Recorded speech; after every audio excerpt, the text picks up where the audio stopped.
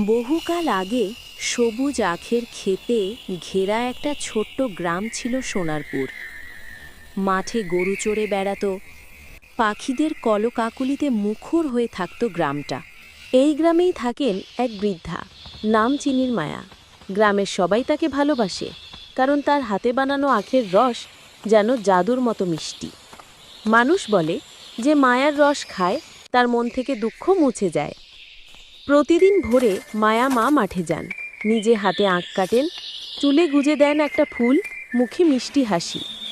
আখ পেশে রস বানান আর গ্রামের বাচ্চাদের মাঝে বিলিয়ে দেন। বৃদ্ধা হলেও তার প্রাণে অফুরন্ত ভালোবাসা, আর সেই ভালোবাসার গন্ধেই ভরে থাকে গোটা গ্রাম।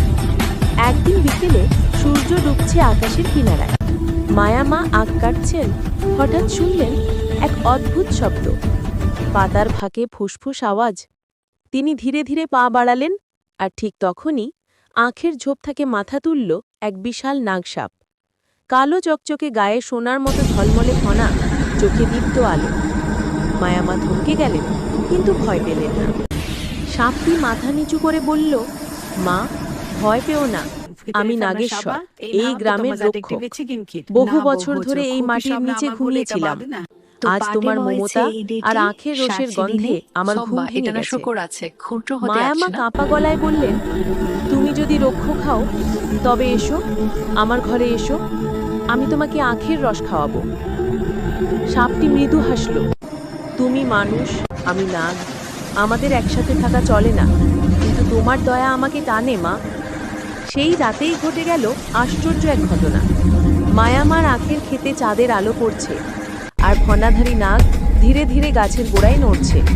সকালে দেখা গেল ক্ষেত যেন নতুন প্রাণ পেয়েছে। সব আখ সবুজ, লম্বা, চকচকে। মায়ামা বুঝলেন এটা নাগেশ্বরের কাজ।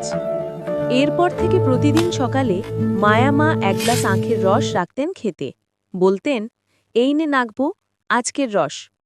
আশ্চর্যজনকভাবে কিছুক্ষণের মধ্যে গ্লাস ফাঁকা হয়ে যেত, কিন্তু পড়ে থাকত ঠিক জায়গাতেই।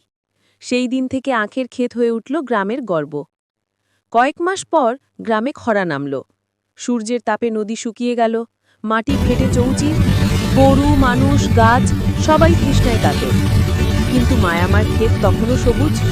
মানুষ অবাক, সবাই মায়ামার কাছে ছুটে এলো, মা, আমাদেরও বাঁচাও। মায়ামা চোখ বন্ধ করে বললেন, নাগেশ্বর, আমার সন্তানদের রক্ষা করো। হঠাৎ আকাশ গর্জে উঠল, মেঘ জমল, বজ্রপাত হলো, তারপর প্রবল বৃষ্টি নেমে এলো। ক্ষেত জুড়ে নাচছে বাতাস, মানুষ হাসছে,